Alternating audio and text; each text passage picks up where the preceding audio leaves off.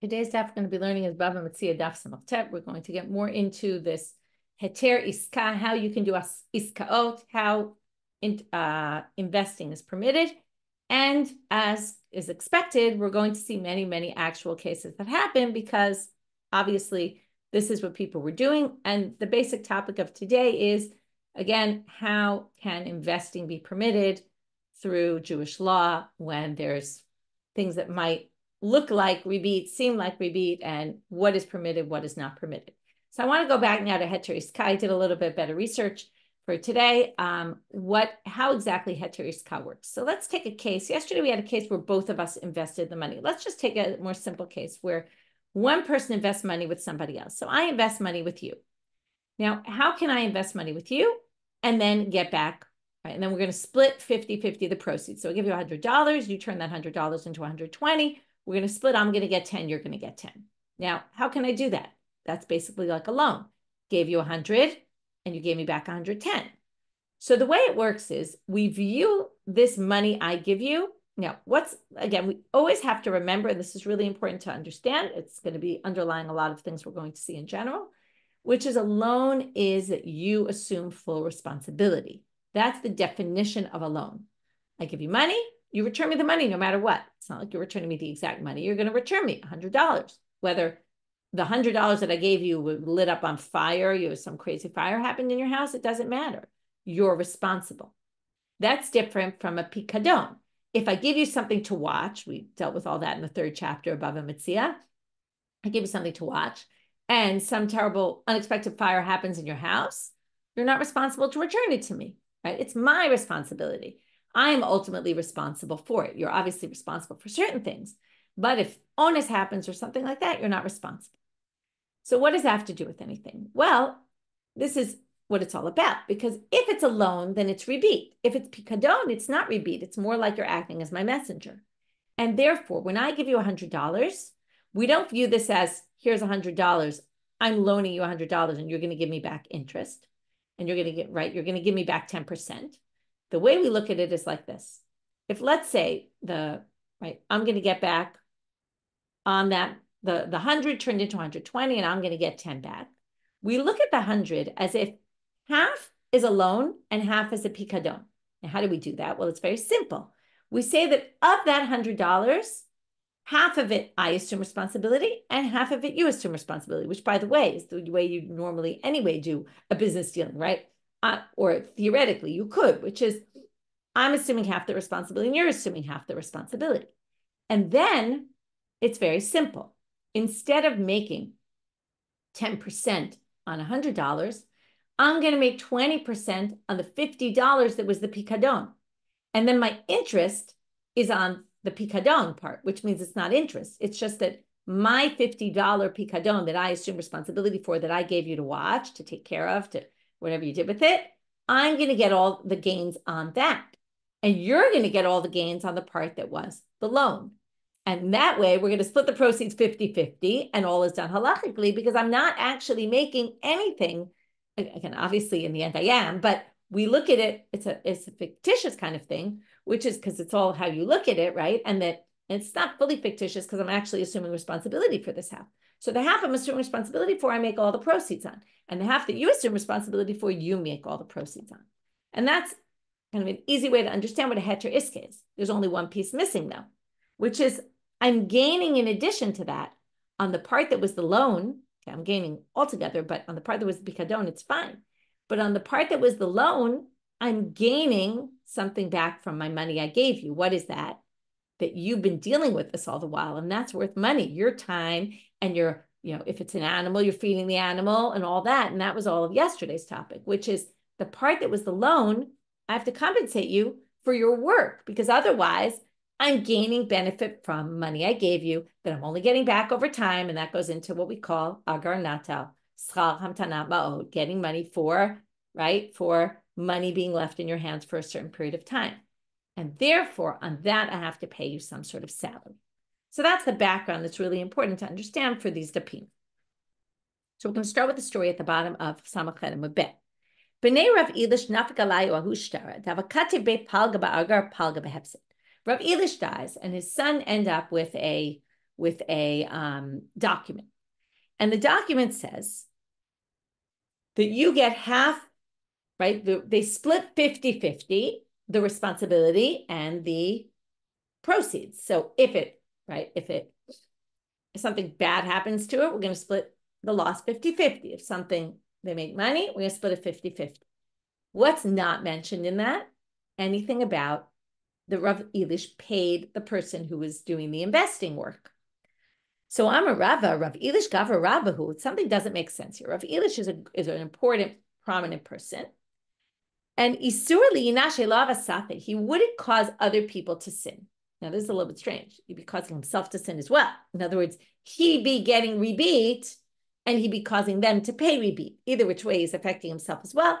So the commentary is all questionless. I'm not going to get into it, but basically he's doing both. He's causing other people to sin and he's causing himself to sin.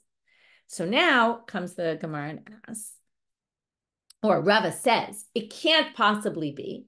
And therefore, this is what we call dan l'chaf zchut. We assume we have the benefit of the doubt. Rav Elish isn't here. We can't ask him what he actually was thinking and what the story was. And we can't trust the person on the other side because maybe they'll lie to benefit themselves.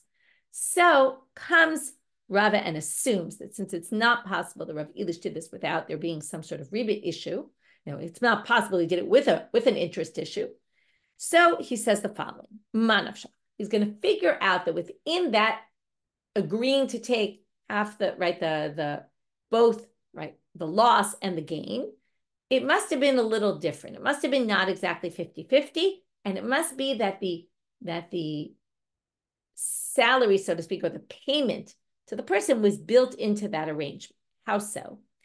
Well, if it was really, we're going to split the proceeds 50-50 exactly, then Rav Elish must have taken upon himself, if there's a loss, 2/3 of that will be on me.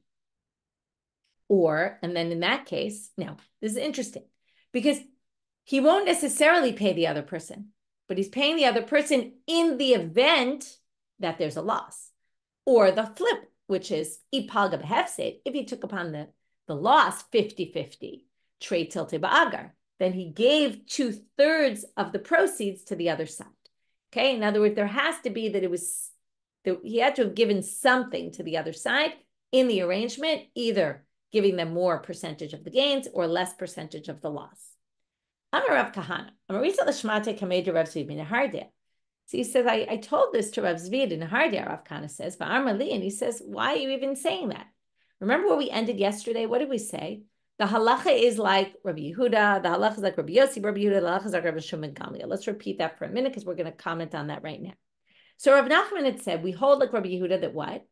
The salary could be even just, remember, eating a little bit, letting him dip his food into your fish brine or something like that.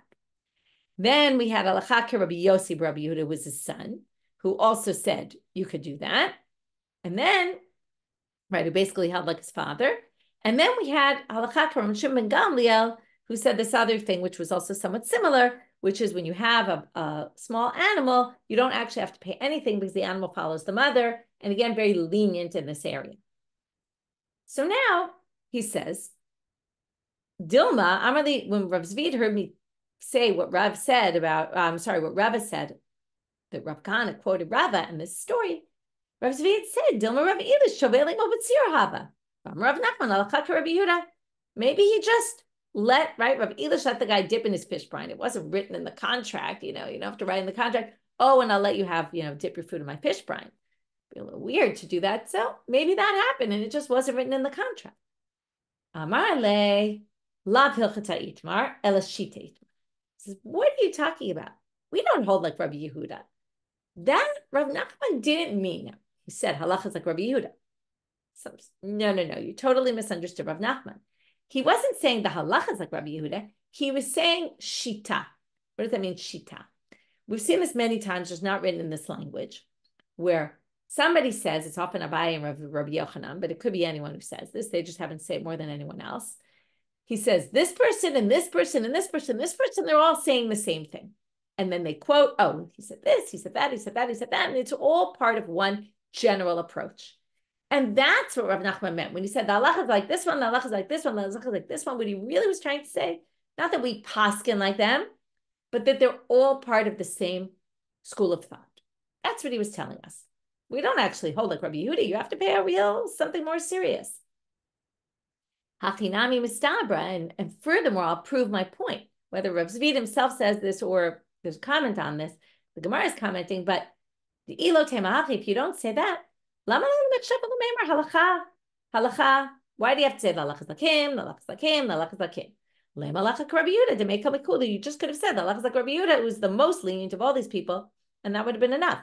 So something doesn't jive here, and therefore he basically says, I don't agree with the fact that maybe he let him dip in his fish brine. That's not really the halacha.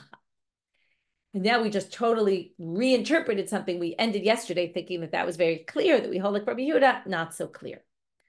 Amarav, another way of doing this payment in a way that's kind of similar to the one that we suggested for Rav Elish at the beginning of today's daf, where it's not necessarily you'll get the salary, but it's built in as a possibility, okay? And the question is that okay? So Amarav, motar shlish b'scharcha harei mutar. You can say, I can say to you, I'm giving you $100, invest it. Up to a third, we're going to split the proceeds 50-50. You'll get 16.5, I'll get 16.5 if we get up to 33. After that, anything you make beyond that is all yours. This is in business world, right? I don't know, business people can tell me, is this a smart thing or not? But if I'm not concerned about, getting a huge windfall, at least what I want to do here is I want to motivate you to get to at least the 33%, because then you'll get more. So if I really only care to get a 16% return, which is pretty high return, then I'm happy to push you, incentivize you to invest and to really get there, because anything beyond that will be yours. So Rav says this is totally fine, even though we might not get to the third, in which case you won't actually get anything extra. So Shmuel Amar, Lo matzah motar, shlish, yelech lebeito rekan. Shmuel says, how could that be? If you don't get to 33% more, then the guy's not going to get anything for his work, and then it's going to look like rebate. So how can you do this? Ela Amar Shmuel kotzetz lo dinar. Shmuel says you definitely have to add a dinar, something symbolic, at least just give one zuz. And then the motar shlish in addition. Now we're going to try to say that maybe Rav said that as well. Rav ein kotzetzin lo dinar. You think Rav thought that really you could get away with just saying beyond the third and nothing at all? Rav, didn't Rav say reish egel lepatuma? If you give someone an egel, a calf, to fatten up, you have to give the head of the calf. Or you don't have to, but that's a way to give salary. You can say keep the head. Okay, and that way the person gets to the person who invests the money, the person who is dealing with the investment, not the one who gave the money, but the one who's dealing with the money. They are dealing with the animal. They get the head of the calf. Now, what does this have to do with anything? Well, they assume. Now, it's a bit of a weird assumption. The Gemara is going to reject the assumption, but to try to say that maybe Rav means when you get motar shlish, you also get something else, like a dinar or like a head of the egel. My lav da amrle motar shlish b'scharcha. Is this not in a case where you said you could get beyond the 33%, but I'll also give you the head of the egel, and that's what Rav meant, and then that would match perfectly with what Shmuel said. To which they say, no, why do you assume that? No, what he was saying is either you can get beyond a third, which according to Rav was totally fine, even though you might end up with nothing, but the fact that you're promised something is enough, or, right, and there's a possibility for it to happen, or you could just give the head of the ego, which is another possibility. That's one way to understand it. Or ibait ema, ki ka'amarav motar shlish b'scharcha mutal, ki gondi ile behema ledida. It could be a different explanation as to Rav not requiring to pay a dinar, because perhaps Rav doesn't require a dinar if you promise the motar shlish beyond the third, is a case where you already have another animal in your possession. Why? And it's, if I give you an animal and I say, and you don't have any other animals and you have to deal with my animal, that's a lot of work.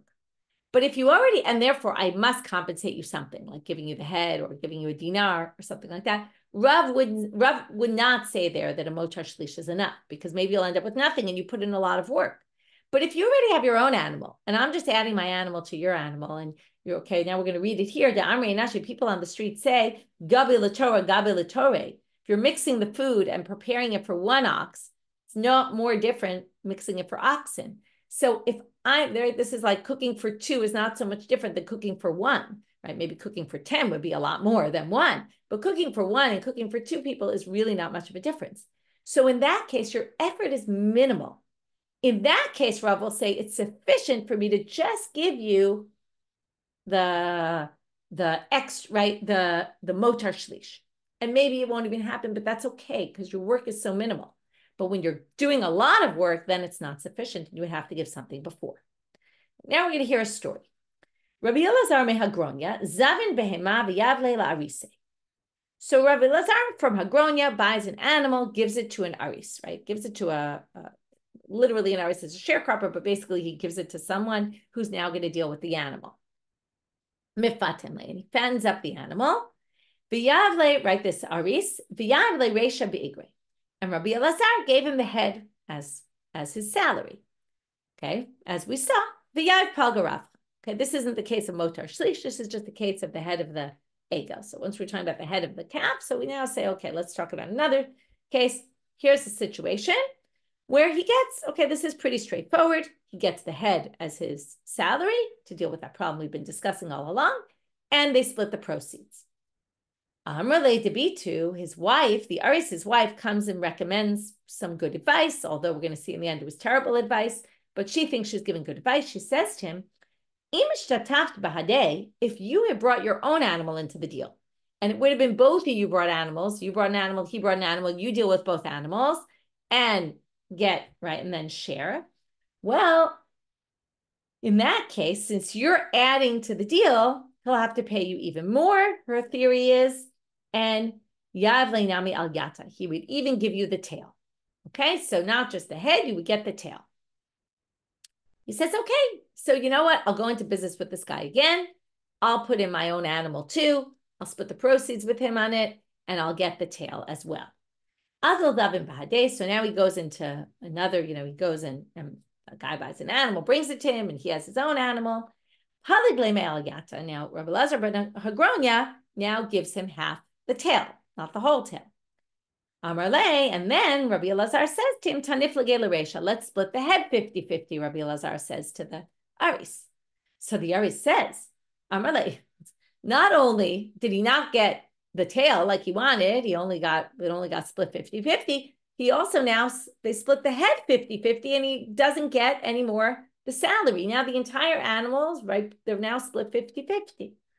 So he says, Amarle Hashemi Karanami Lo, you're not even giving me like you did last time. I thought I was improving things here by adding my own animal. Now you're basically giving me only half the head, and I'm not even getting the whole tail. I'm only getting half the tail. I don't understand.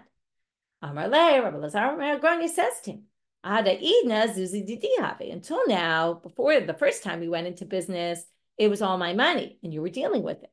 And therefore, if I didn't give you any more, it would have looked like interest. Hashta shutfe'ana. Now we're just partners. It's yours, there's mine. We're partners in a deal. Now, my comrade, you might say, well, it's not exactly 50-50 because tarachna tfei porta. You're working a little harder than I am because you're dealing with them and you want to get paid for that. Well, Amrei Nashe, people say on the street, now you're an aris of mine. Stam arisa lamare ara kamishabed nafshe. A basic arisa sharecropper is mishabedet atzmo. He basically is subjugated to the owner of the land or the owner of the animal or whatever it might be. La'atuye le'raya. To what extent? To bring food for the animals, to bring, like, the basic needs of the animals are taken care of by the aris, and the aris doesn't get paid for that. The aris just gets a percentage. They don't get a payment for that. And since you're basically just like an aris for me, we're partners, but partners where you're kind of under me and you're making percentages, even if you're making 50% the same as me, you're still an aris, and an aris is generally assumed to do the work without getting paid extra. So sorry, but you don't get anything. So here the woman didn't have the best business advice. She didn't really understand how it worked, or maybe halachically how it worked, or business-wise how it worked. And the guy loses out. Tanu Rabbanan, right? Sometimes you see in the Gemara, the women have excellent advice for their husbands. In this case, it was not the best advice. Tanu Rabbanan, Hasham behema lechavero. Now we're going to deal with another issue, which is, if I give you an animal to fatten up, at what point can you decide, I'm done, I want to sell the animal and split the proceeds? Can I stop you and say, hey, you didn't do your job enough? Is there a certain time frame? Now, obviously, this is a lot of these things are dependent, number one, on minhag makom, what the custom in the place is. It depends on what we said in the arrangement. If we wrote it into the contract, you're going to fatten up this animal for 2 years, then it's obviously 2 years. We're talking here where we don't have a minhag makom, we don't have anything written in the contract. What's the standard? At what point can you sell the animal and I can't stop you and say, hey, you didn't fatten it up enough? So, to what? Because remember, I'm paying you a little bit to deal with the animal. That must be worth X amount of time. So, female donkeys, it's 18 months. Bigodrot, when it comes to sheep, all that, the sheep family, kaf dalet chodesh, 2 years or 24 months. And if you try to sell it before that, I can stop you. But dealing with it the first year is not like dealing with it the second year. This is a very confusing statement. In fact, the Gemara says, you can even read the parentheses possibly. What are you saying? Why is this aval? And the Gemara says, I specifically didn't explain it yet because without fixing the line, it actually makes no sense whatsoever. What they're saying is it's because the first year is not like the second year, and the way you're supposed to handle the animal is not the same in both years. What does that mean? So there's 2 different interpretations. Rashi brings both, but we're going to go with the first interpretation of Rashi, even though there's problems with each. What it means to say is that you have to invest more money in the second year than the first year. An animal eats more as they get older. So basically, if I give you an animal to fatten up, you can't stop after the first year because I paid you basically a certain amount of money to invest in this animal also for the second year. You can't say, oh, I ended it halfway, because halfway isn't halfway, because you haven't yet put out half the, more than half the expenses you were supposed to spend on it. So it ends up being not fair, because I paid you X expecting a certain amount and you didn't, right? It's not like you even did half. You didn't necessarily do half. There's more for the last part. Again, it's a little bit unclear, but we'll stick with that. Tanya Idach, another issue. I give you a cow and my cow has offspring while you're dealing with it. So until when do you have to deal with the offspring? And then we're going to get to, and then what happens when you get to that date? So then what happens with the offspring? To which they say, so there's a certain amount of expectation of how much you have to deal with the offspring before we just start splitting it. And that's because the offspring, when they're young, they need a lot of help. They can't live on their own. So bidaka, 30 yom, and the small animals like the sheep and the lambs and all that, 30 days. Bigasa, the bigger animals, 50 days. 50 yom. Rabbi Yossi Omer bidaka 3 chodeshim. We have a machloket. He thinks even the small animals need more time, 3 months. Because you really have to help them a lot. Why do they need so much help? Because their teeth are not strong enough and they can't start eating on their own yet. So you have to be there to manage their eating. Now, what do you do at that point? Once that time passes, what does this mean? At that point, you split it 50-50. You take half the offspring, they take half the offspring. But the part that they take, you don't give back to them yet. You keep. And then you invest in it. And as you add that to your investment, it's like when you make profits on stocks and then it just goes back into your stock fund or something, right? It's kind of like that. So the part that so I give you my animal had offspring. You end up getting 3/4 of the offspring because what happens? Half of it you take for yourself as soon as it gets to that age where you don't really have to deal with it anymore. But the rest just goes back into the pot of the investment. And of the investment, you get half the proceeds. So you're going to now end up with half of that. So you're going to end up with 3/4. Rabbanit Bar Gada. Now we're going to have a case where this happened, but he got into trouble. This sounds like exactly what we just said. So we took half the offspring for himself, and then the other half, right, he invested and took half the proceeds of that. He goes before Abaye, and as the other guy says, what happened? He took 3/4. This isn't fair. Abaye says to him, I've got 2 problems with what you did. Number 1, Mam Paligla. Who divided it? When you divide things, you need witnesses there to make sure. I mean, there's different ways. What does it mean divided? We didn't cut the animal in half. We evaluated how much this animal is worth. And that amount you took for yourself and maybe even invested it and made money off of it and you don't want to share it with the other guy because it's not his. So that money, when you evaluated this animal, on what basis did you evaluate it? We need something. You need witnesses, or maybe even 3 people to do a shuma in front of them. You need maybe people who are real evaluators. You didn't do that. You just decided on your own. That's no good. And furthermore, well, again, everything's dependent on what people do in your neighborhood. Now, in your area where you live, actually, the custom is not to sell it after the 30 days or the 50 days or the 3 months. The custom is anything that para gives birth to, since you were working on that, you have to keep on breeding that animal as part of the investment. And that's where you're living. And Snan in the Mishnah, we're going to see later on today's daf, says, Makom shnagu l'gadel yagdilu. If that's the custom, then you have to keep the animals as part of this investment. So you were wrong on 2 counts, and this is a problem. Another story. Hanu tre kutai. Now, usually kutai means kutim, which are not Jewish people, but the commentaries like Hagahot Yabet says we're obviously talking about Jews here, and it was 2 Jews that live in the city of Kuta, which was outside of Babylonia or near Babylonia. Anyway, let's just assume they're Jews, otherwise it's hard to read the story. They did business deals together. Now,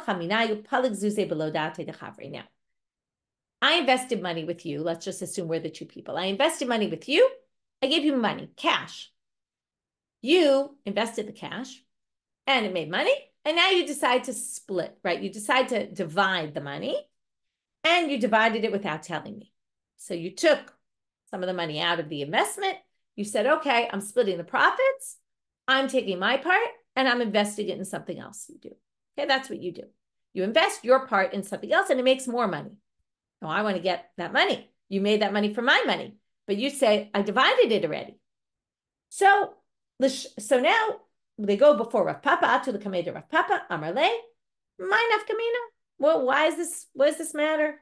Hachi Amar Rav Nachman, Zuze Kamanda Pligidamu.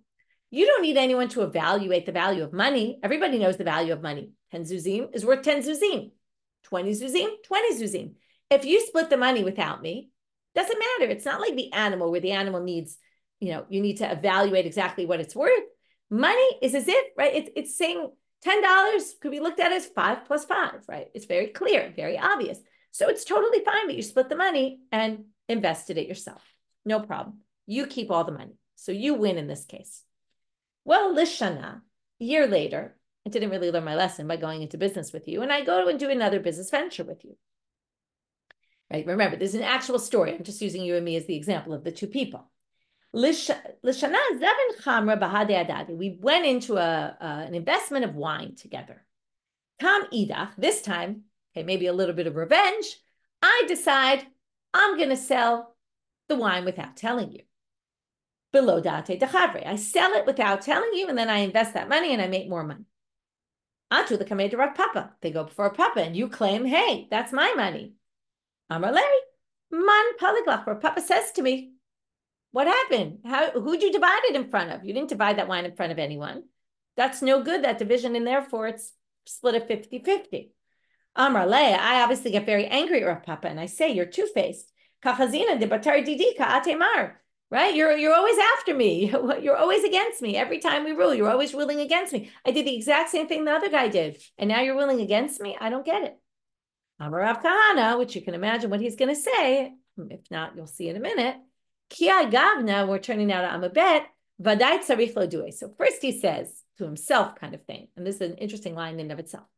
A case like this, I really have to explain my reasoning, which is interesting because it's saying I don't always have to explain my reasoning as a judge. It's my prerogative to keep it to myself. But in this case, this really doesn't look good. And I really better explain it to him so Number one, so he won't be angry at me. Number two, so he won't think I'm accepting. Did I say Rav Kahana? Sorry, Rav Papa. Kia Gavna, I don't know. I didn't think I said Rav Papa, but in case I did, sorry, Rav Kahana. It's Rav Papa. Rav Papa says, I definitely need to explain myself to clear my name also. Zuze mishakal tave v'shavik chasre. There's no such thing that I split money and I took good money for me and bad money for you. But chamra kulama yade dikadabasim bikadalobasim. Everybody knows there's wine that's good and there's wine that's not good. There's better wine, there's worse wine. When you split the wine 50-50, I don't know what wine you took for yourself and what wine you gave to the other person. That has to be done in front of witnesses or in front of someone who knows, right? Maybe a wine taster, okay? And therefore, that's why I ruled in the way that I did. It wasn't an unfair ruling. Gufa. Now we're just going to go back to this last line. This line we mentioned. Amarav Nachman Zuze command de pligidam. The fact that we view money as if it's split, that as if $10 is like 5 and 5 and it's no problem, and it's obvious what the value is. Well, not always. Hanimile tavi b'tavi. That's if you have good money and all the money is good. Or tkule or tkule. Tkule is less good money. What's less good money? So they say tkule means, right, it's from mishkal, taf and shin, switch in Aramaic. Mishkal is weighty, it's heavier money. That money was the kind of money, these coins were not as acceptable in the shuk. They're not everybody will take your money, like that kind of money. So if it's all that kind of money and it's less accepted in the shuk, but all of it is that way, also you could split it 50-50 without a problem, without checking. But tave b'tekule lo. But if it's good and this heavier money that's not as good, then we're worried that you're going to split it in an improper way. And there you have to have somebody there to check how you're dividing up the money. Another case. This is a kind of interesting thing. Rav Chama have a moger zuze b'pshita b'yoma, okay, or a liyoma. What would he do? He would rent out coins for a zuz. Okay, what does renting out coins for a zuz mean? It means I give you coins, and you pay me a zuz for those coins, and then you give them back to me, because renting means I give them to you and you give them back to me. And, okay, that's a little weird. That's a loan. No, I'm giving you money and I'm getting more back. So he thought this was okay. Now, why did he think this was okay? Some people say, well, again, what's renting? Renting is responsibility on me. If I'm renting you the coins, the responsibility is on me as the person who rented it to you and not on you. So perhaps that's why he thought it was okay, because a loan is the responsibility on you, going back to what I said in the beginning of class. Some people say that, no, not really, because in the end, money is money, and they don't necessarily have to give you back that exact money. Anyway, that maybe he just thought by calling it, I'm renting it to you, that was okay. Either which way, it's not okay. Anyway, he thought it was okay. Kalu zuze de Rav Chama. He lost all his money. And that's a way of saying what he did was clearly not right. Which reminds me, someone asked after class yesterday about what are the reasons for rebate being forbidden, okay? And I won't give away all the reasons, but what I will tell you is, and this is why, in Daf Yomi, we don't always have time to get into everything. That's why we have extra content on our site. There was an excellent shiur of Alana Stein-Haim this week in Din and Daf. This past week, it went up a few days ago, all about she basically gives an overall discussion of 3 different approaches to what is the problem with rebate, why rebate is forbidden by Torah law. So I recommend you listen to it, and you can get into the in-depth, like what's the idea behind rebate, why is it forbidden?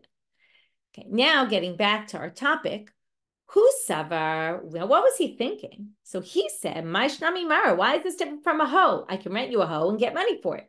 So I can rent you coins and get money for it. Belohi, but it's not true, because 2 reasons. Mara hadra be'ene. Number one, you get the hoe back. You don't get the money back. You get other money back, right? In other words, when I give you money, what are you doing with the money? You don't need money to hoe in your garden. You need money to spend and give me other money. So I'm not getting the exact money back. And yedia pachte. And we know that every use of the hoe depreciates it by a certain value. Or if it does depreciate, we can see how much it depreciated. You're basically in rent, and we'll get back to this later. You're paying for depreciation. Zuze lo hadra velo yedia pachte. Zuze don't get returned, and there's really no deduction in value. The whole point is when you pay rent, what are you basically paying for, right? You rent a car. Why do you pay for renting a car? You're really paying for the fact that you're reducing the value of this car. Every time you use it, it reduces the value of the car. So you're paying least one way of looking at it is you're paying for the depreciation of the car. So that's why it's not looked at as rebate, because you're getting it, right? You borrow a car, you get it, right? You give it back with more, but it's okay because because you're actually depreciating its value. The money, you're not depreciating the value at all by using it. So therefore, and even if you are, it's so minuscule, it's not noticeable. And therefore it's different. I'm a Rav. You can do the following though. Now we're going to talk about a different issue. When we talk about interest, it has to be interest between the person lending and the person borrowing. Okay, the money has to be passed from the borrower to the lender. What if there's some other party involved? So you can say to someone, okay, to me, let's say, I could say to a random person, here's 4 zuzim. I can pay this person. And I tell them to loan you money. Okay, in which case they're getting money for a loan, but they're not getting money from the person who's borrowing. They're getting money from me, and I'm a random person. Now, if I'm doing it as the messenger of the lova, that would be a different issue. Okay, but I'm not doing it as a messenger. I just am concerned for this person, and I say, listen, I really want you to loan the money. I know they can't pay you. I'll pay you the rebate. Okay, you can do that because lo asra Torah el rebate haba mi lova lamalve. Right, as long as there's no connection between me and the love that I'm sent as their messenger, then I can do this. But I'm a Rava, another thing you can do. I can say to someone else, take 4 zuzim. Now, instead of telling you go loan money to someone, and I say go to you and tell you to go loan me money. So I'm the love in the end. I borrow money, but I pay someone else to basically convince you to give me money. My time, So first of all, you don't even need to say it's also because the money is not being passed from the lender to the borrower. The money is being passed from the lender from the borrower to the lender. It's from the borrower to some random person. And what am I paying you for? I'm paying you to go speak to someone. I'm paying you to convince someone to do something. And as you see from another story, Abba, the son of Rav Papa, he would get from the wax stores, he would get from the owners of the wax stores these circles of wax, like a cake of wax. And Amar Leila Avua, and he would go to his father and say, Osfinu Zuze, go loan these wax owners money. So now what do we see here? This is very interesting. First of all, you have to assume, otherwise it doesn't work, and the commentators all obviously comment on this, which is Rav Papa's son wasn't being supported by Rav Papa. Otherwise, all the money is one and the same. Rav Papa's son had his own independent money, and he therefore is considered a different person. And he basically takes a gift from these people in order to convince his father to loan them money. So there you see that again, the interest was given to him and the money was given from his father. Amrle Rabbanit Rav Papa. So the rabbis didn't like this. They said to Rav Papa, Achil Berei Damar Rabita, your son is eating rebate. Basically eating, not eating, but consuming, getting rebate. Amar Lahu, Koki Hai Rabita Nechol. This is permitted because 2 things. Number 1, Lo Asra Torah Ela Rebit Habami Lova Lamalve. The Torah only forbade it when the malva when it goes from the lova to the malve. And my son was just getting paid to go speak to me and convince me to do something. That's totally fine. Okay, end of that section, starting a new Mishnah, although connected to things we saw before. We already quoted parts of this Mishnah. We can evaluate what the value of this parah and chamor. I could give you a parah, a cow, or a donkey. We evaluate what it's worth. You fatten it up, and we split the proceeds. And I don't have to pay you anything because these animals will work for you, and that's the salary that you're getting, basically. Moving to the other topic, which is, well, if the parah gives birth, if it's a place where we generally divide up the vladot immediately. Now, immediately doesn't mean immediately. Immediately means after the time we said 30 days, 50 days, 3 months, whatever opinion you go by, then you can divide it. Makom shnagu legadel, and this we quoted before, but if it's a place where it just gets thrown back as part of the investment, then you have to go with the minhag hamakom. This is, again, in business dealings, the minhag hamakom is very strong because it's not really a halachic thing. It's really based on what the expectations are. Rabban Shimon ben Gamliel, and again, this is all because if you didn't stipulate it, then we have to guess what was assumed as stipulated, and that's why we go by minhag hamakom. Because generally, if you don't stipulate something, it's what is generally customarily done. Rabban Shimon ben Gamliel omer shamim egel imimo v'siach imimo.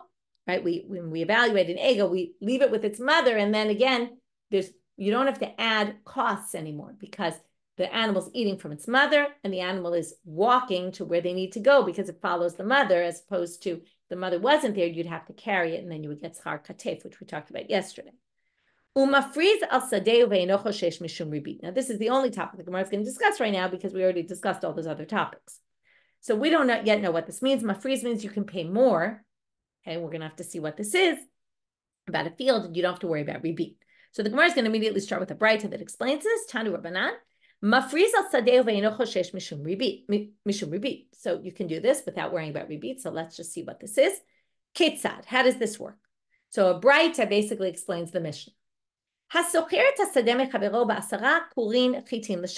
rent your field, and we're back to rental, and I'm going to pay you 10 kor. That's an amount of wheat for the year that I'm going to pay you. It's a volume measurement. I'm going to pay you 10 kor for a year. That's the rental fee.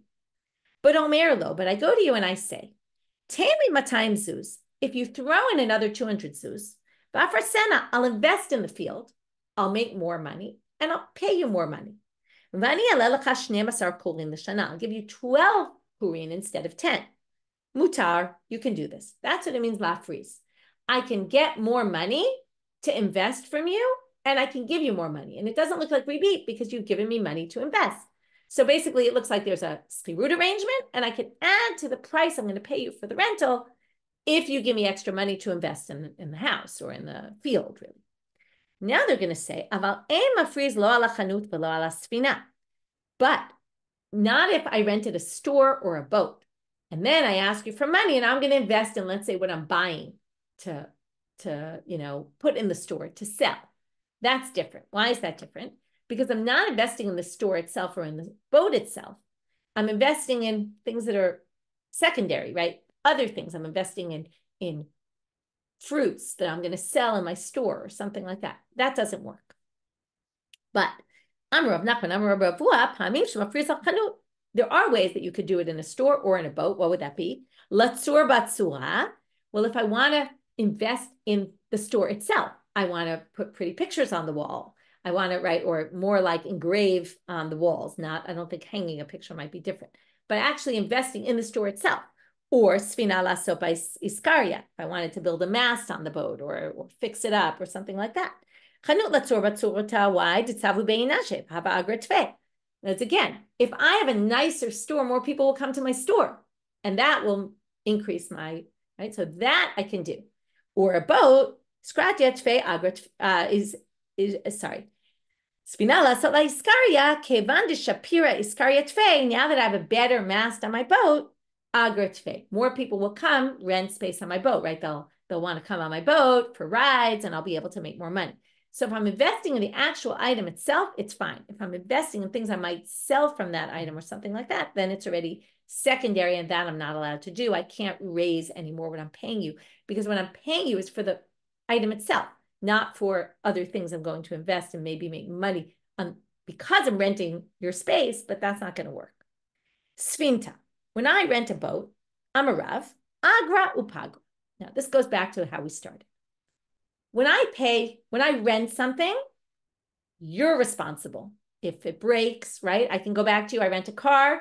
The car breaks down. I go back to the rental place. I say, give me a new car. So responsibility is on the owner. If I borrow something, responsibility is on me. I'm sorry, if I take a loan, like money, responsibility is on me. Now, what am I paying you for? We already discussed. I'm paying you mostly for depreciation. So this is a very strange statement that Rav says. Rav says, agra upagra. What does that mean? I can pay you rent for something. I can rent an item and pay you for the rent and also pay you for the depreciation. So if it goes down in value, I pay you, let's say, $100 for rent, and the item went down from $1,000 of value to $950 of value, I can also pay you 50. So I can pay you the rent of 100 and an additional 50 for the depreciation, and that's not considered interest. In other words, theoretically, if it's extra, it's considered interest. So because I got something, right? I got to use it for a while and then returned it with more, so to speak, because I wasn't really supposed to pay for the depreciation. So Amalei Rav Kana Rabasi Rav, they say to him, agra lo pagra, pagra lo agra. It's either one or the other. Because the rent assumes that you're paying for the depreciation. And if you pay for the depreciation, then you don't have to pay rent. So you should do one or the other. How could you possibly do this? Shatik Ravi didn't know what to say.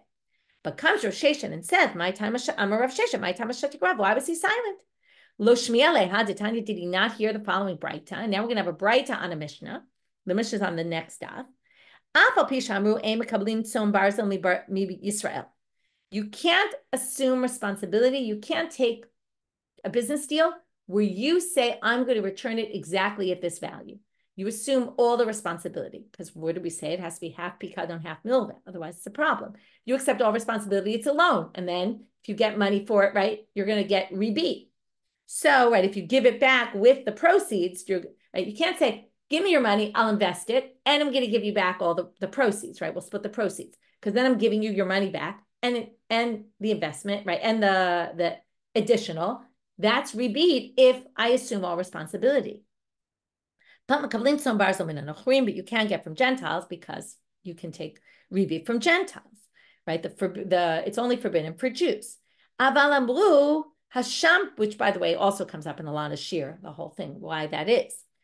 Aval amru hasham para lechavero va'amar lo, harei paratcha asuya alai b'30 dinar, v'ani aleh lecha sela b'chodesh mutal. But you can say, we're going to evaluate your parah at 30 dinarim. So if something happens to this parah, I'll give you 30 dinarim. And I'll give you sela b'chodesh. I'll give you rent and depreciation. Lefi shelo asa adamim, because you didn't do a value of it. So the Gemara said, whoa, lo asa, what do you mean? Of course you did. You just said, I valued it at this amount. Amar, shesha lo asa adamim mechayim ela lachar mita. When we said this parah is worth 30, what I was basically saying is, and if the parah dies, I'll give you 30. But I'm also going to give you rent. In other words, I'm giving you rent. I'm not paying for depreciation. And this is what we're going to say Rav was saying about the boat. It's not that you pay for depreciation the way I described it, where I paid you 100 and then it also went down 50. I paid you 50. No. I paid you 100 in rent. But if the animal dies, I took upon myself responsibility. So let's say I rent a car and the car dies. If in the rental car arrangement, I said, I'm going to be, even though I'm a socher, I'm going to act like a shoel, like a borrower, and assume all responsibility. If I took that responsibility on myself and the car totally died, I'm responsible to pay for the full value of the car. That I can do. That's not the same as paying depreciation, like every time I use it, what it depreciated. That Rav wasn't talking about.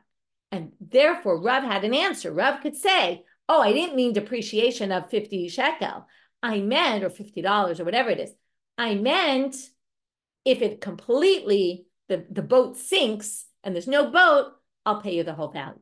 Why would I do that? Well, maybe you don't want to rent it to me otherwise. So it's my way of convincing you. You can rent it to me because I promise if, God forbid, it dies completely, I will give you back the whole value. Then it can be done. Then it's not rebate. That's different because then it's gone. And that we prove from the Parak case, and Rav could have answered that. And Amarav Papil Sfina Agru Pagra. He actually says you can do Agru Pagra in this way, and we'll continue with this tomorrow. So to review this daf, it's a little bit hard. We saw a lot of different things, but I'll just review the basic topics. We talked about the money that you have to pay the maskoret, right? We talked about how a heter iska works. We talked about how you also have to pay them something for the part that's a loan, basically, so that you don't end up benefiting from it. And we talked about all different possibilities about how you would pay that. That was yesterday and today. We talked about the offspring, what you do with the offspring. We talked about how you split things up when you divide them, what has to be divided in front of other people, what you can divide without being in front of other people, right? The difference between money and other items. We talked about, you can't rent out coins, even though maybe theoretically you might have thought you could. And then we talked about the mafriz al sadeyu, how I could take more, right? I could pay more as rent if you give me more to invest, and in which cases you can, which cases you can't. And then we ended with this idea of the rental agreement, whether you also can pay for depreciation or not. with that, we finish for today. Wishing everybody a good day and hoping for good news in the coming time. I'd like to say days, but hard to know.